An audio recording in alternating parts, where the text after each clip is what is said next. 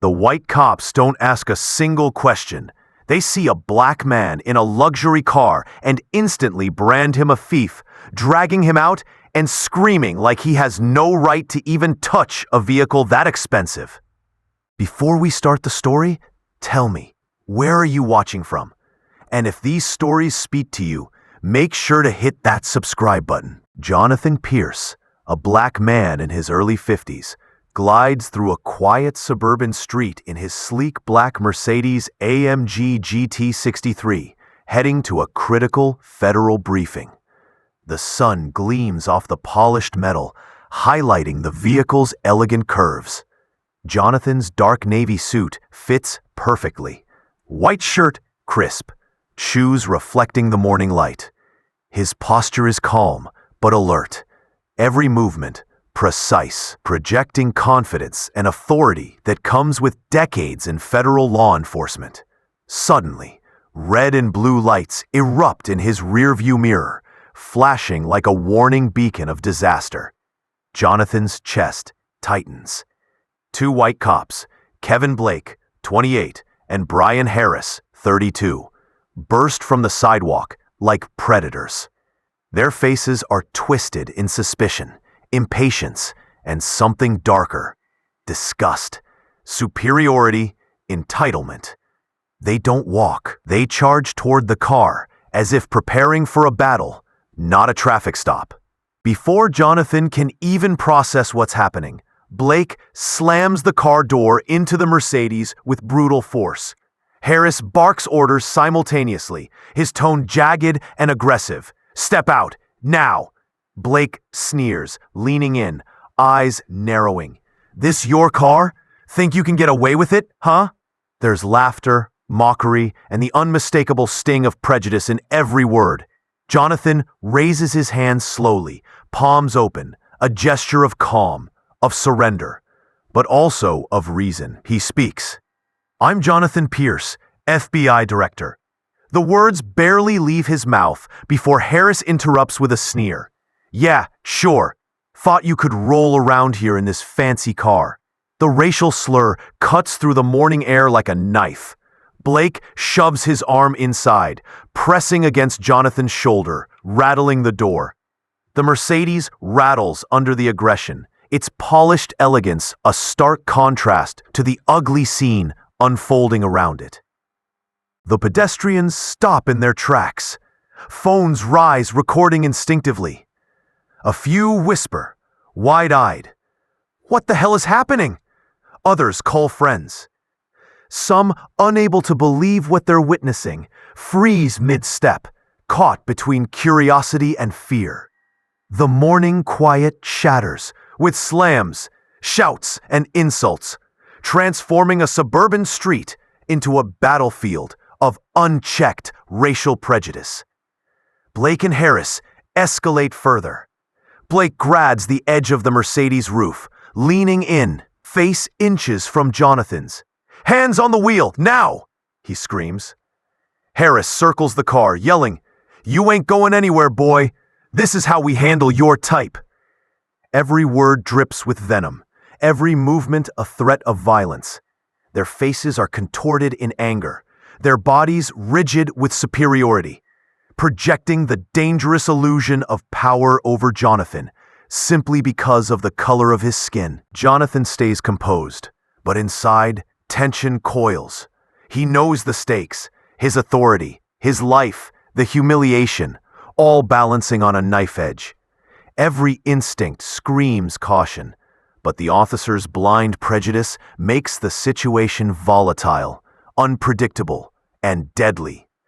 Every pedestrian, every passerby, every phone recording adds to the weight of the moment, amplifying the scrutiny of every slur, every shove, every display of bias.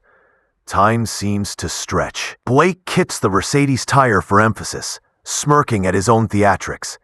Harris jabs a finger near Jonathan's chest, yelling, laughing, daring him to resist.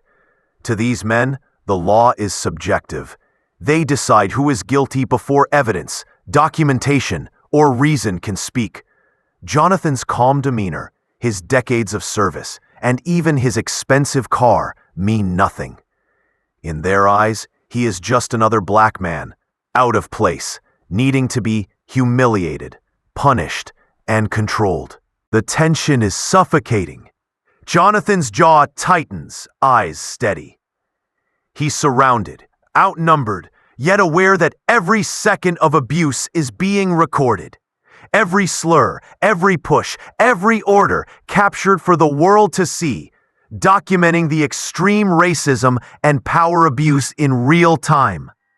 He remains composed on the outside, but inside, a storm of disbelief, anger, and frustration rages.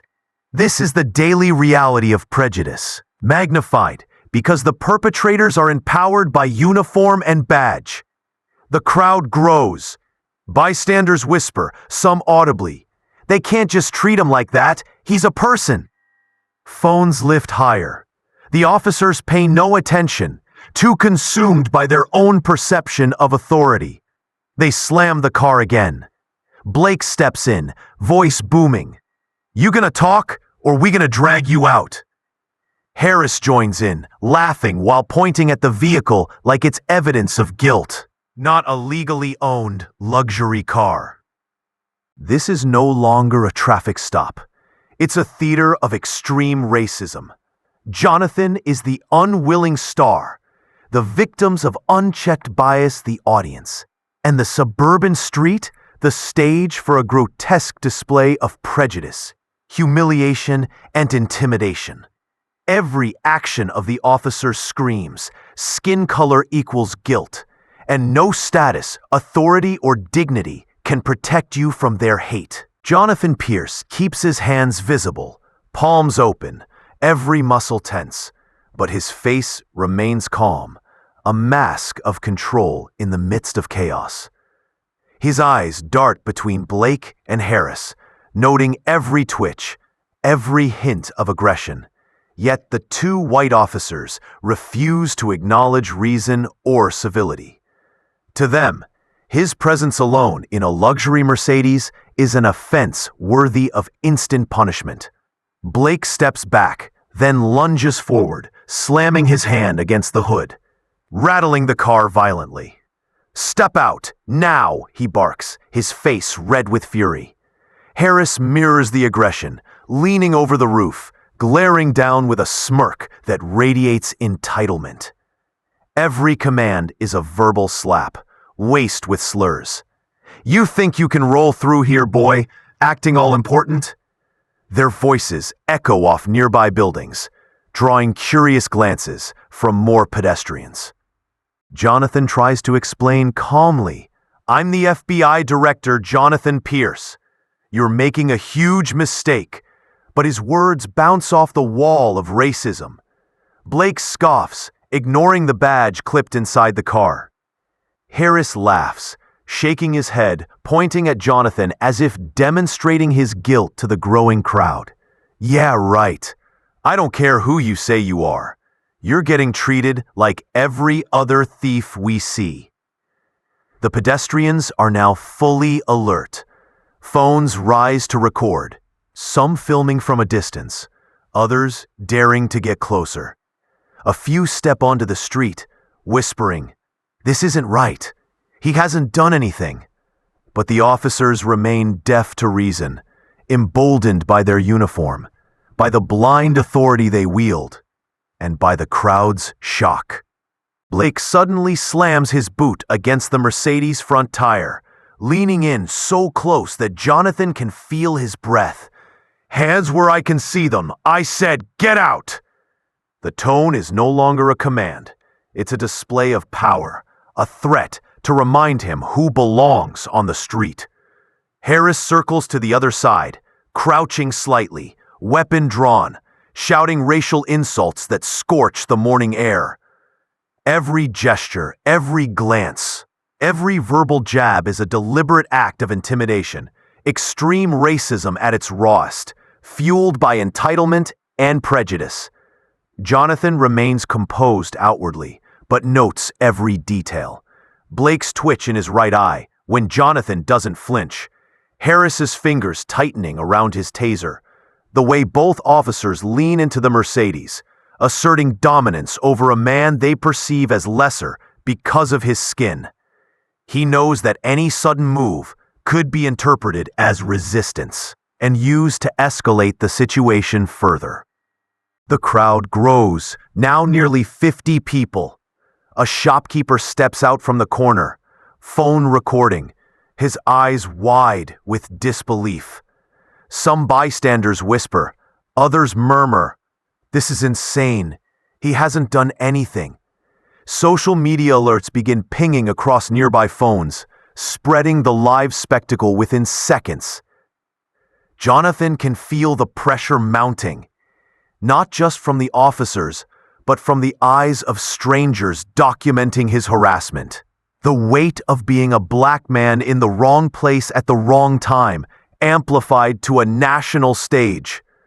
Blake steps closer, shoving his forearm against Jonathan's chest. "You gonna talk, or we gonna drag you out like a common criminal?" Harris laughs, circling, leaning against the car with a smirk. The officer's movements are choreographed cruelty. Each shove, each verbal jab, each glare meticulously designed to assert racial dominance, to degrade, to humiliate.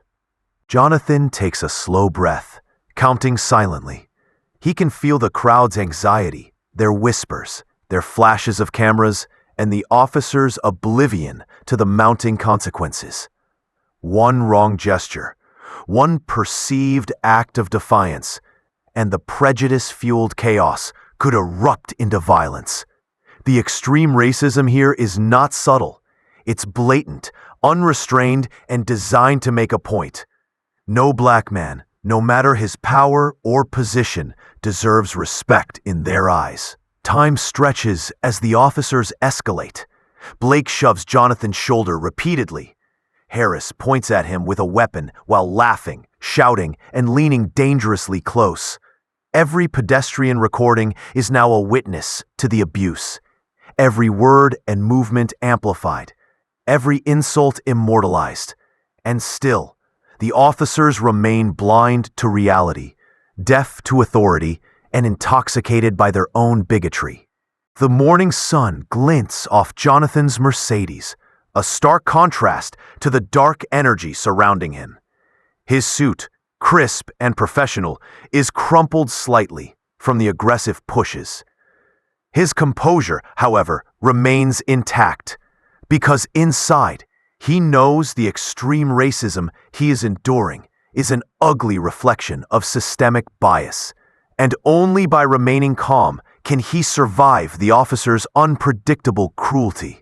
Jonathan Pierce, still seated in his sleek black Mercedes AMG GT63, feels the tension spike as Officer Blake leans further into the car, the morning sun casting harsh shadows across his flushed, angry face.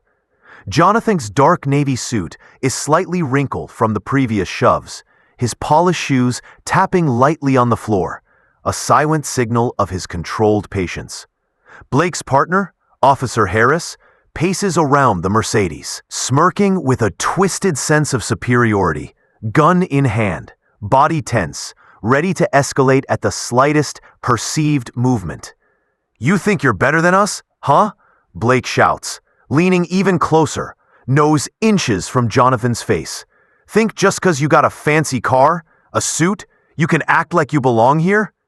Every word drips with racial venom, punctuated by the ever-present assumption that a black man in luxury is inherently criminal. Harris laughs cruelly, circling the car like a predator, occasionally jabbering insults, each aimed at Jonathan's identity, his skin, and his perceived audacity to exist in that neighborhood with wealth and authority. Jonathan keeps his hands visible, palms open on the steering wheel. He tries again to assert his identity. "I am Jonathan Pierce, FBI Director. You are making a serious—" "Enough with that crap," Harris interrupts, shoving his gun slightly closer, the cold metal pressing into Jonathan's side. "You ain't no FBI Director here. You're just trying to act big, Step out now, before we make you regret it. Blake smacks the hood of the Mercedes in frustration, leaning forward, spittle flying from his mouth as he screams. His words are saturated with racial hate, each syllable a tool meant to intimidate and humiliate. Jonathan's calm exterior remains, but inside, he measures every microsecond, aware that a single gesture, a single breath could be twisted into justification for violence. Pedestrians now fully surround the scene, about 50 strong, phones raised. Some are whispering, others gasping audibly. A delivery man leans against a lamppost, filming quietly, muttering, "This is insane. He ain't done nothing." Shop owners peek from doors, some shutting early to witness the unfolding spectacle. The extreme racial bias on display, impossible to ignore. The officers escalate physically. Blake grabs Jonathan's shoulder, yanking him forward aggressively, making the man rock slightly in the driver's seat. Harris slams the butt of his gun against the car roof, laughing, pointing, shouting. "You think your money, your rank, your fancy job matters? Not to us. You get what you deserve." The slur pierces the morning, a blatant display of hatred. Jonathan's thoughts race as he notices every detail. Blake's veins bulging on his neck. Harris's tight grip on his weapon. The way they coordinate unconsciously to dominate him physically and psychologically. He notices the crowd's mixed reactions. Fear, outrage, disbelief, all amplifying the officer's power performance. This is systemic racism in motion, raw and unfiltered. Time stretches painfully. Blake leans over the windshield, pointing aggressively, while Harris circles to the rear, gun aimed subtly yet threateningly. "You better step out or we're breaking this luxury car to get you," Harris sneers. Jonathan takes a measured breath, eyes scanning for any escape or ally, but realizes he is trapped. The extreme racial hostility leaving him little room to act. Pedestrians now murmur loudly, some shouting at the officers. "He's not doing anything wrong," a teenage bystander records nervously, voice quivering. "They're harassing him. Why? He's just driving." But the cops are deaf, their focus entirely on punishing a black man for daring to exist in a high-status position, in a vehicle they deem too nice for him. Blake grabs Jonathan's wrist abruptly, yanking his hand from the steering wheel. "Hands behind your head, now!" he screams, escalating further. Harris leans close, chest nearly touching Jonathan, whispering mockery and racial insults meant to degrade. "This is what you get for thinking you belong in our world." Jonathan's composure is tested. His mind races. Every action, every breath, every word must be calculated to prevent a deadly misunderstanding. The officers' prejudice is extreme and unrelenting. Their racism is not subtle, not accidental. It's weaponized, performed for the crowd, for themselves, and for every person who believes skin color defines guilt. The crowd grows thicker, whispers turning into murmurs, then into cautious shouts. Phones everywhere record the abuse. Some onlookers begin filming for social media, knowing that this is more than a traffic stop. This is an exposed display of hate, bias, and unchecked authority. Blake and Harris, intoxicated by the power granted by their badges, ignore everything but their narrative, that a black man driving a luxury car is automatically a criminal, and they alone have the right to punish him. The extreme racism reaches its peak as Blake suddenly slams Jonathan's shoulder into the seatback, the Mercedes jolting violently. Harris shoves the gun closer, pressing it against Jonathan's side, grinning like he's delivering justice. Every slur, every shove, every demeaning command drives home a brutal reality. Authority, mixed with prejudice, can turn ordinary moments into life-threatening confrontations for black men, no matter their rank or status. The morning sun casts harsh light across the suburban street, illuminating every detail of the unfolding confrontation. Jonathan Pierce, the black FBI director in his early 50s, sits tensely in his black Mercedes AMG GT63. Dark navy suit slightly creased from the relentless pushes and shoves of the two white officers.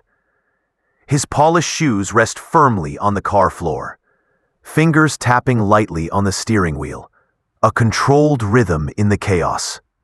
The vehicle, a symbol of authority, wealth, and prestige, is now a cage under siege, surrounded by Blake and Harris, two officers whose racial prejudice has escalated into blatant physical aggression.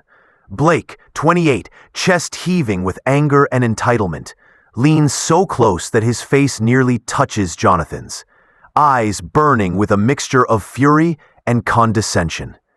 His uniform is crisp, but rumpled from the constant shoves and leaning over the vehicle. Harris, 32, smirks from the other side, pacing with a firearm loosely held in one hand, every step deliberate, signaling dominance and readiness to escalate.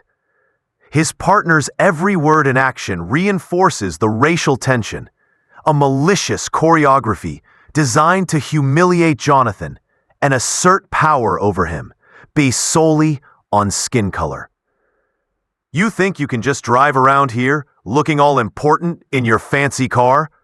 Blake sneers, slamming his hand against the Mercedes hood with enough force to make the vehicle shudder. Step out, now! Don't think we're letting you slide. The slur slices through the morning air like a knife, ricocheting off the nearby buildings, drawing shocked gasps from bystanders. Harris laughs cruelly, circling the car, taunting Jonathan with gestures and words dripping in racial hate. Jonathan's calm exterior masks the storm inside.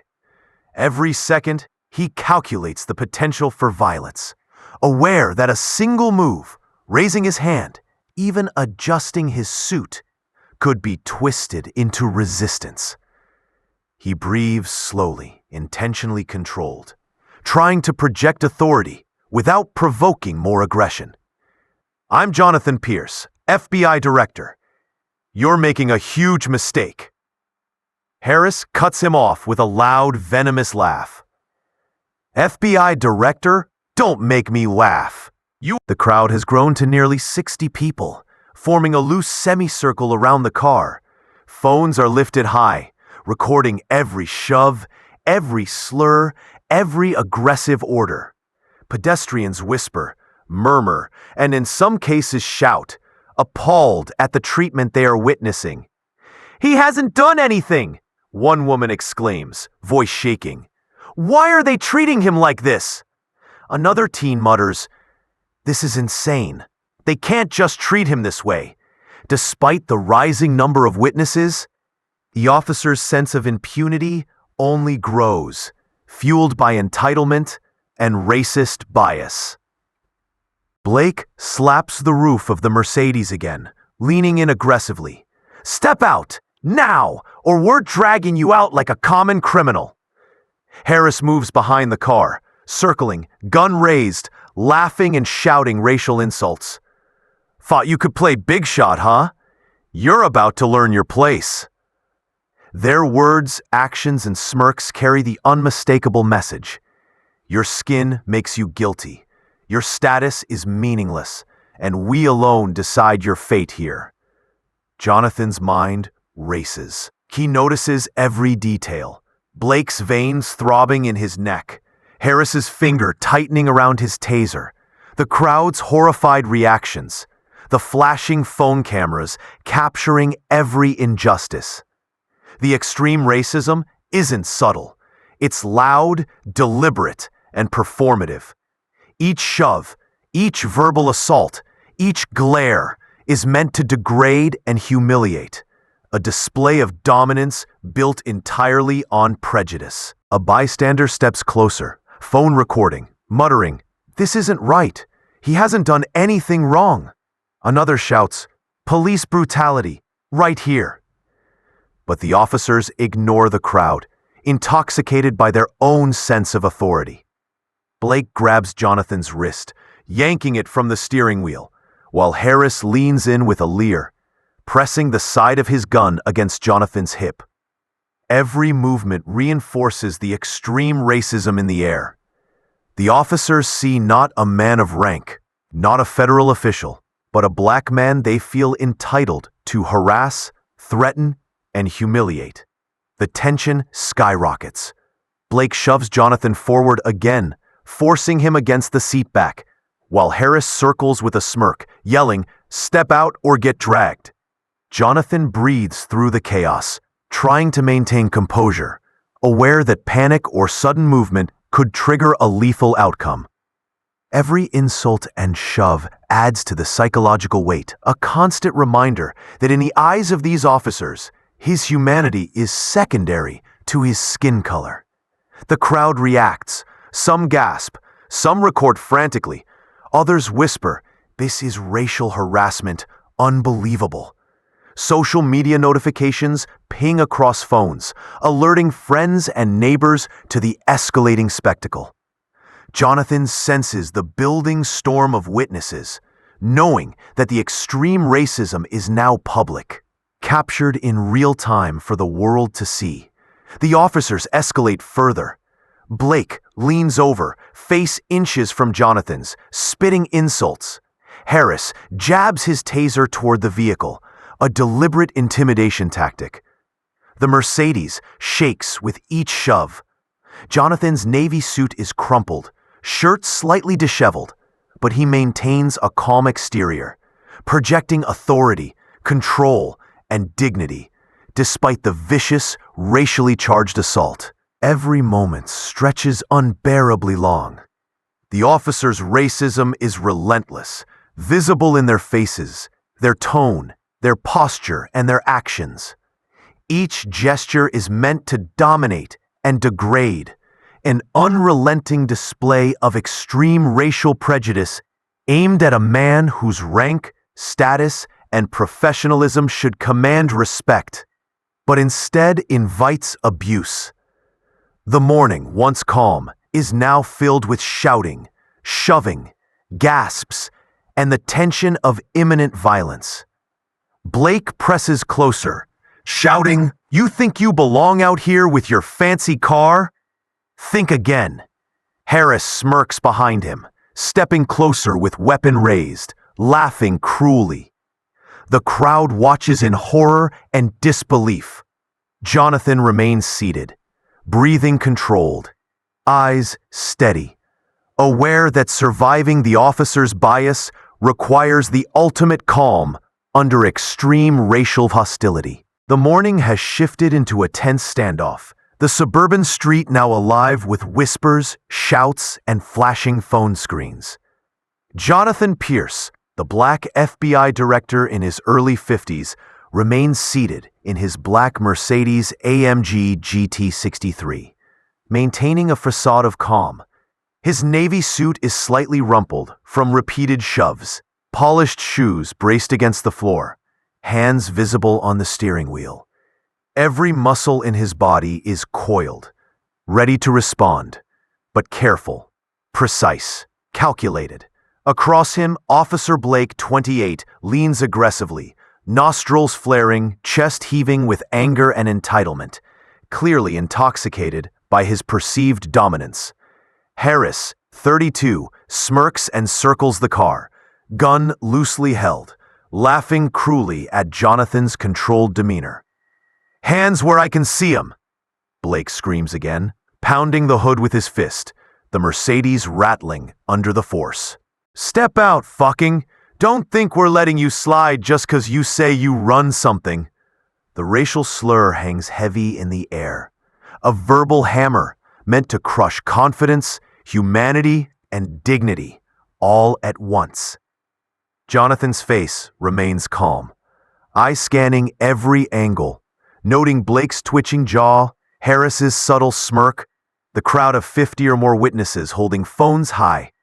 Social media alerts light up nearby phones, live streams capturing every shove, every insult, every moment of extreme racial aggression.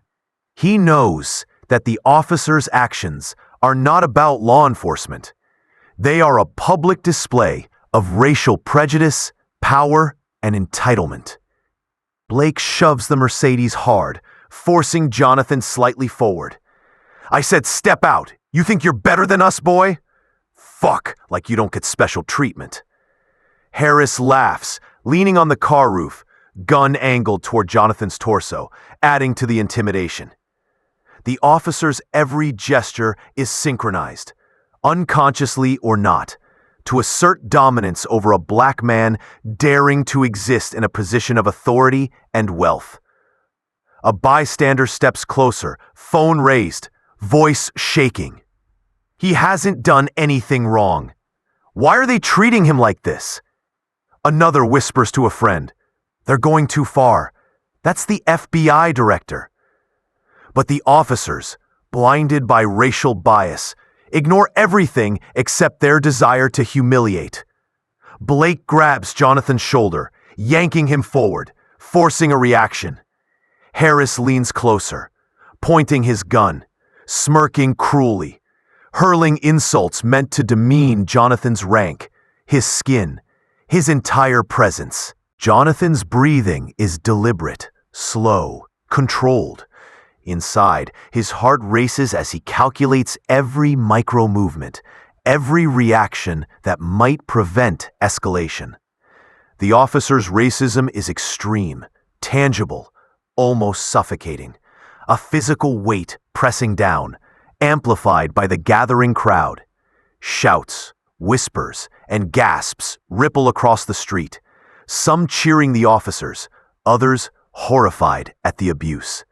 Blake slams his boot against the tire, leaning into the driver's window, shouting, "You're lucky we haven't dragged you out yet. Step out before we teach you a lesson." Harris circles, voice dripping with malice. "This is your wake-up call, expletive. Don't ever think you belong out here." The verbal attacks are relentless, synchronized with physical intimidation, creating a scenario that is both cinematic and horrifying. The peak of extreme racism in full public display. Jonathan notices subtle details, Blake's fingers twitching with impatience, Harris's eyes gleaming with self-righteous aggression, the subtle flinches of pedestrians as they record, the murmurs of outrage growing louder with each passing second. This is not a normal traffic stop. This is an orchestrated, racially charged harassment, amplified by entitlement, uniforms, and unchecked authority. Blake suddenly slams the door of the Mercedes, leaning in so close that Jonathan can smell his sweat, hear the spit as he shouts. Harris jabs his gun at Jonathan's side, laughing and muttering racial slurs, leaning back and circling again. The crowd grows to nearly 60 people now, some recording from nearby sidewalks, others hiding behind vehicles, but watching intently. The extreme racism is amplified by the public exposure, each shove, insult, and gesture captured in crystal clear video. Jonathan's mind is sharp, noting every escalation, every micro-expression, every threat. He senses the officer's aggression will only increase if the crowd grows more vocal, if the cameras capture more. Blake shoves him again, making his suit crease further. Harris points a finger, laughing at Jonathan's measured reactions, attempting to provoke even the smallest defensive movement. One witness finally shouts at Blake and Harris, "He hasn't done anything. Stop harassing him." The officers glance briefly, unconcerned, focusing entirely on their perceived right to punish a black man. The street now feels like a pressure cooker of racial tension. The extreme racism now obvious to everyone present. A textbook display of power, abused under the guise of law enforcement. Blake leans closer to Jonathan, almost face to face, shouting, "You think your job means anything here? You're just in a fancy car, and we decide your punishment. Harris steps behind, smirking, threatening with weapon and words, his laughter ringing cruelly. Jonathan remains seated, composed but aware, each second stretching, every insult and shove a reminder of systemic racial bias that could have lethal consequences. The crowd grows more restless, some shouting, others filming furiously, some murmuring to one another, "This is outrageous. He's the FBI director." The officers, still intoxicated by their authority and prejudice, continue their physical and verbal intimidation. Each shove, each racial slur, each gesture reinforces a brutal reality. A black man's status, rank, and professionalism are meaningless in the face of entrenched racial bias and unchecked authority. The morning air has thickened with tension, the suburban street now buzzing with whispers, shouts, and the constant hum of recording phones. Jonathan Pierce, the black FBI director in his early 50s, remains firmly seated in his black Mercedes AMG GT63, trying to project calm while every muscle in his body remains coiled and alert. His navy suit, now disheveled from repeated shoves and aggressive pokes from officers Blake and Harris, contrasts sharply with the officers' wild energy and glaring hostility. Polished shoes press into the car floor, fingers lightly drumming on the steering wheel in a rhythm only he knows. Calm, controlled, calculated. Blake, 28, chest heaving, face red with exertion and fury, slams his hands repeatedly on the hood, rattling the Mercedes. Every motion is aggressive, fueled by entitlement and racial bias. "Step out, now! Don't think you're better than us!" he screams, spittle flying, eyes burning with condescension and rage. Harris, 32, circles with a smirk, gun loosely held but angled provocatively toward Jonathan's side, adding a psychological layer of intimidation. His laughter is cruel, echoing down the street, a sinister accompaniment to the verbal assault. The extreme racism is no longer subtle. It's raw, deliberate, and unrelenting. The officers' actions are not about enforcing the law.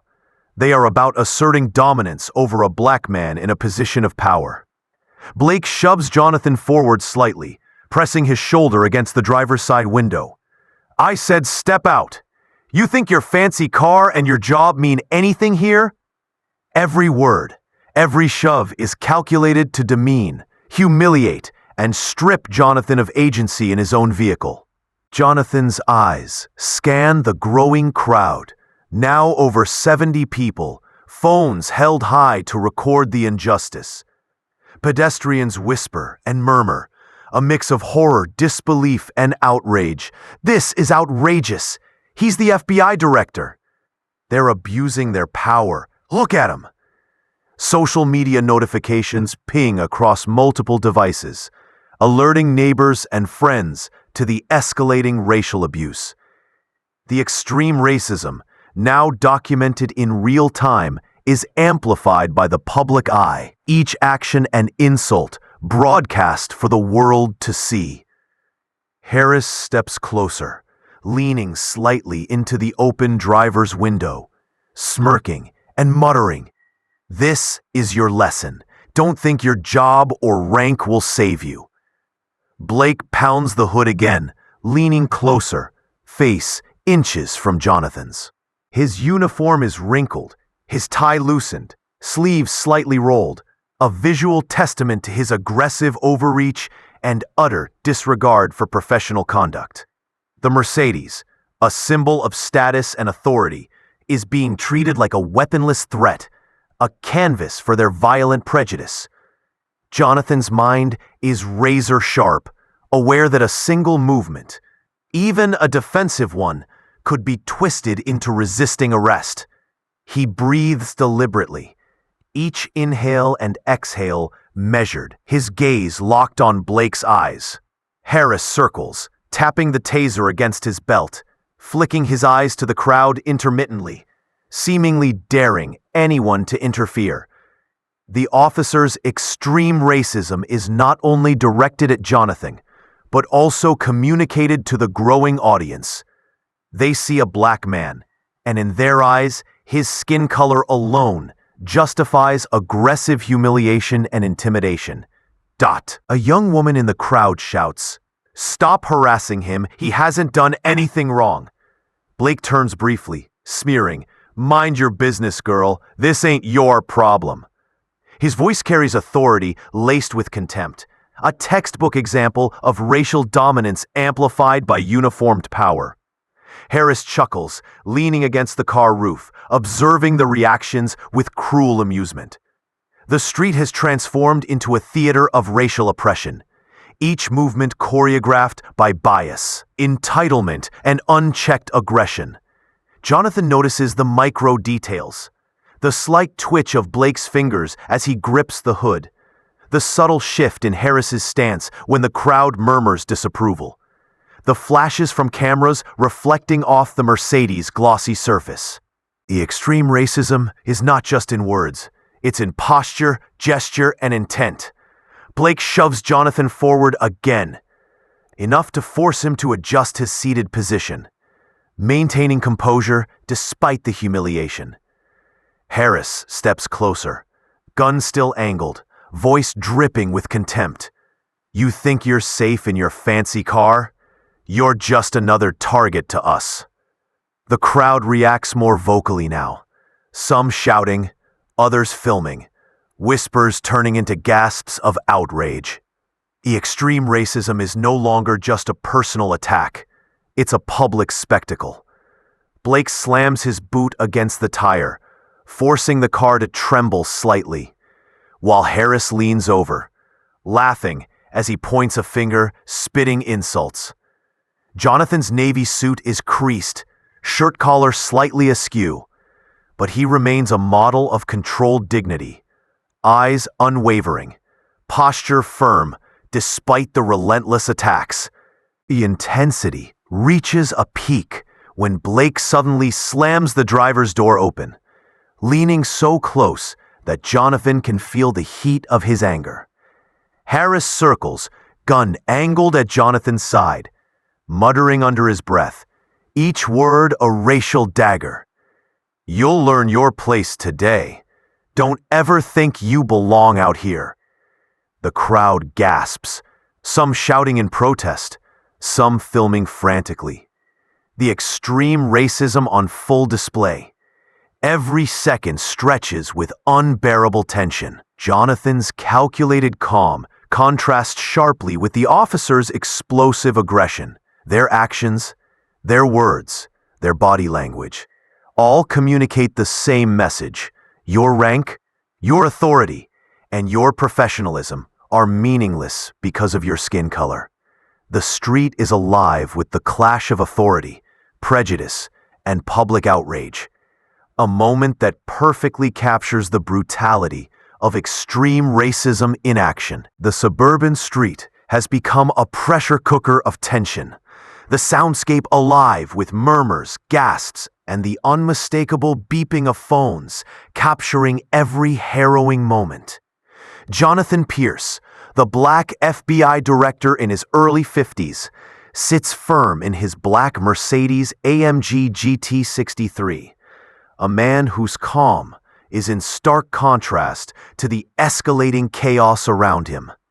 His navy suit, now creased and slightly wrinkled from repeated shoves and jostling, is evidence of the officer's physical intimidation.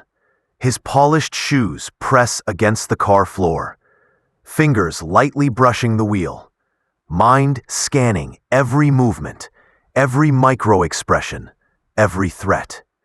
Officer Blake, 28, face flushed, chest heaving, slams his fists against the Mercedes hood, rallying it violently.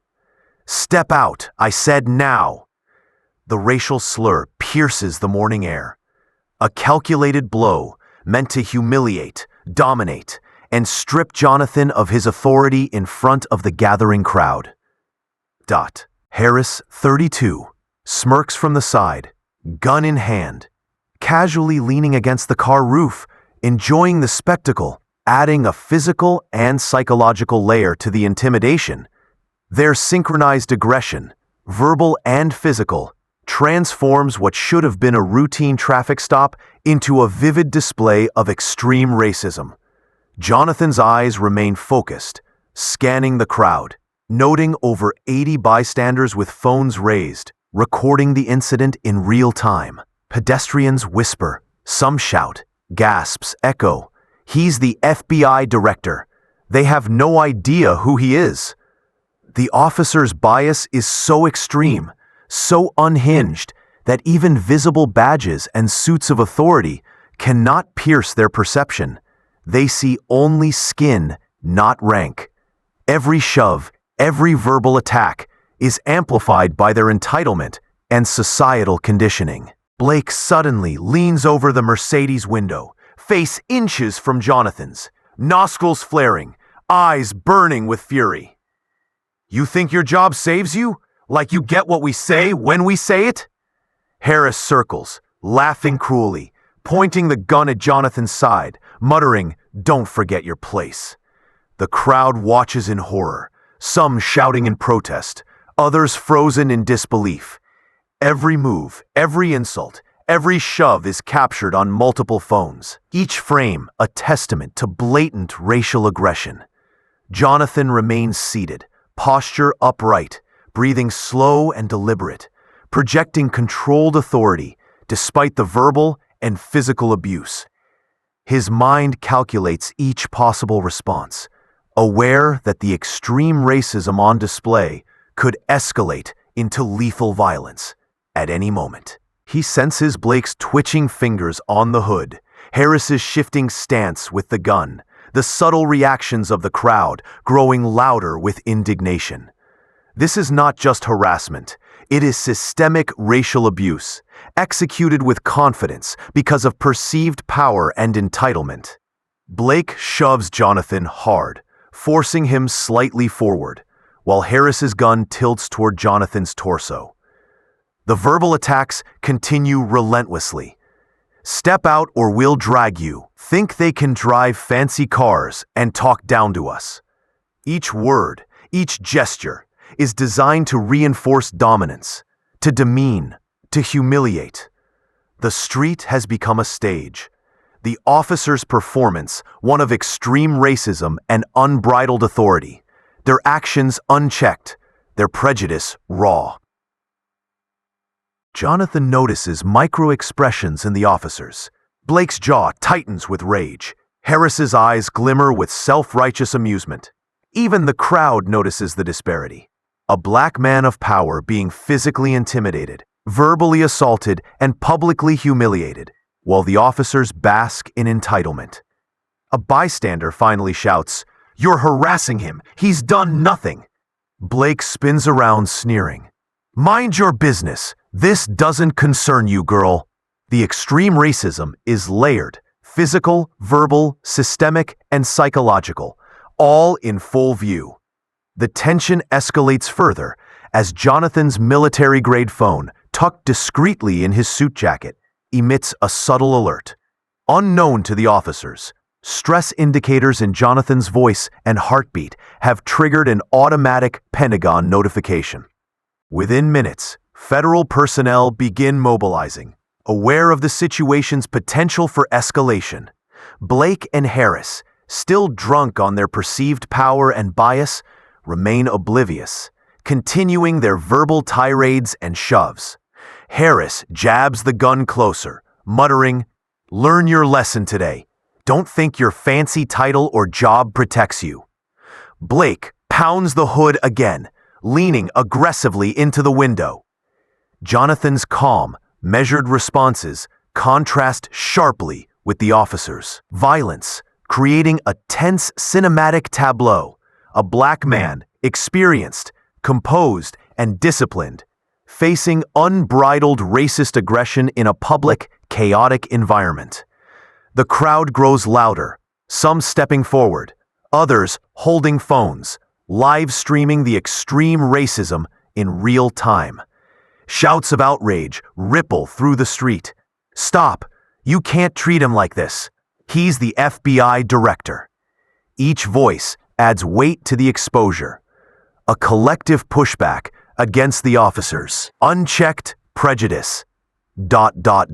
Jonathan's mind remains razor sharp, noting every subtle shift in body language, every micro-expression in the officers' faces. Blake's eyes dart nervously for the first time as he notices the increasing crowd and the presence of recording devices. Harris glances around, smirk faltering ever so slightly, sensing the growing accountability. The extreme racism, though still dominant, is now being confronted indirectly by the public eye, social media, and imminent federal intervention. The scene reaches a tense apex. Blake, frustrated, shouts, "Step out now, or we'll drag you." Harris's gun remains raised, finger hovering near the trigger. The Mercedes, a symbol of authority and professionalism, is being assaulted. Yet Jonathan's calm remains unbroken, a stark counterpoint to the officers' chaos. The street, now filled with over 80 witnesses, is a living testament to extreme racial bias, systemic abuse, and public confrontation. Point. The morning tension has reached a breaking point. Jonathan Pierce, the black FBI director in his early 50s, sits firmly in his black Mercedes AMG GT63, navy suit wrinkled, polished shoes pressed against the floor, fingers lightly drumming the steering wheel in controlled rhythm.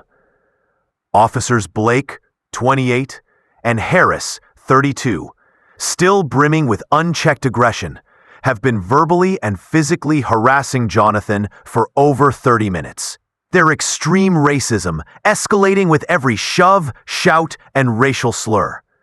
The suburban street is now alive with over 90 bystanders, phones flashing, recording, live streaming, murmuring, and shouting in disbelief. Blake pounds the hood violently. "Step out! You think your job makes you untouchable?" Harris leans casually on the roof, gun aimed deliberately, voice dripping with contempt. The racial abuse is relentless, designed to strip Jonathan of dignity and assert dominance over a black man in a position of authority. Every micro-expression, every jab, every shove is a calculated move to enforce their perceived superiority. Jonathan's calm, precise demeanor contrasts sharply with the officer's chaotic energy. He knows that any sudden defensive move could be misrepresented as resisting arrest, giving Blake and Harris the excuse they've been waiting for to escalate physically. His eyes scan the crowd, noting each witness, each phone, each reaction. The extreme racism is not subtle. It's a full-scale public display, and the crowd is becoming increasingly vocal in their outrage. Suddenly, subtle vibrations and lights catch Jonathan's attention. His military-grade phone has triggered the Pentagon alert. Commander Rachel Carter, a high-ranking military official, along with federal agents, is en route. The system, designed to detect stress and threats to high-level personnel, has responded to Jonathan's elevated stress and the aggressive behavior of the officers. Blake and Harris remain oblivious, continuing to shout and shove, laughing cruelly, thinking the public's attention has no consequences. Within minutes, black SUVs and federal vehicles arrive on the street. Armed agents in tactical uniforms, badges clearly visible, emerge swiftly, surrounding the scene. The contrast is immediate and stark. The federal agents' controlled, professional presence dwarfs the local officers' chaotic aggression. Blake and Harris, finally sensing a shift in power, glance at each other nervously, their smirks faltering as Commander Carter steps forward, her voice authoritative. "Step back," she commands firmly, eyes locked on Blake and Harris. This situation is under federal jurisdiction. You will disengage immediately. Her words are met with silence. The extreme racism that fueled Blake and Harris's actions, now colliding with unmistakable authority. Jonathan remains seated, calm and composed, exuding a quiet but undeniable power. His face shows relief, but also satisfaction, knowing the harassment is about to end. The system finally correcting the abuse. The federal agents quickly assess the officer's behavior. Blake's posture stiffens, sweat forming on his brow. Harris's gun, previously a symbol of intimidation, is now lowered reluctantly, the weight of accountability visible in his trembling hands. Bystanders cheer, record, and whisper in relief and astonishment. The extreme racism that had dominated the morning is now confronted, publicly exposed, and officially challenged. Commander Carter steps closer to Jonathan, her presence commanding respect. "Are you unharmed?" Jonathan nods, acknowledging her professionalism without a word. Blake mutters under his breath, "This ain't over," but his voice lacks the confidence it held just minutes before.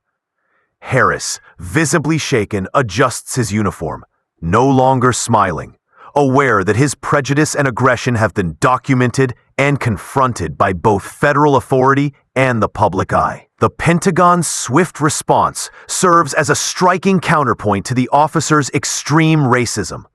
Every shove, every racial slur, every gesture of intimidation has been captured, each now part of an official record. Blake and Harris are quickly removed from the scene, badges and authority temporarily revoked, their entitlement exposed. The public witnesses a rare and powerful moment. A black man in authority, targeted with extreme racial bias, yet remaining composed and ultimately vindicated. Jonathan steps out of the Mercedes slowly, each movement deliberate, measured, and commanding. His navy suit, though creased, carries authority. His presence, dignity, his calm, unshakable poise. The crowd erupts in applause and murmurs of amazement, some shouting in support. He handled that perfectly. Finally, someone standing up to this abuse. The extreme racism that had dominated the morning is now overshadowed by accountability, federal authority, and the undeniable reality that systemic abuse can be confronted, challenged, and corrected. Blake and Harris are escorted away by federal personnel, the weight of their actions heavy upon them. Their extreme racism, previously unchecked and brutal, has collapsed under the scrutiny of authority and public exposure. Jonathan, finally free from immediate threat, addresses the bystanders with a calm, authoritative tone. "Thank you for your concern.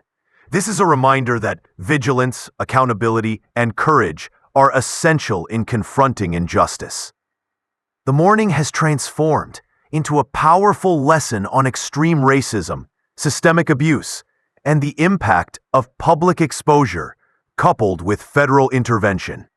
Jonathan's experience, though harrowing, serves as a stark reminder that even in the presence of unbridled racial aggression, composure, strategy, and authority can prevail.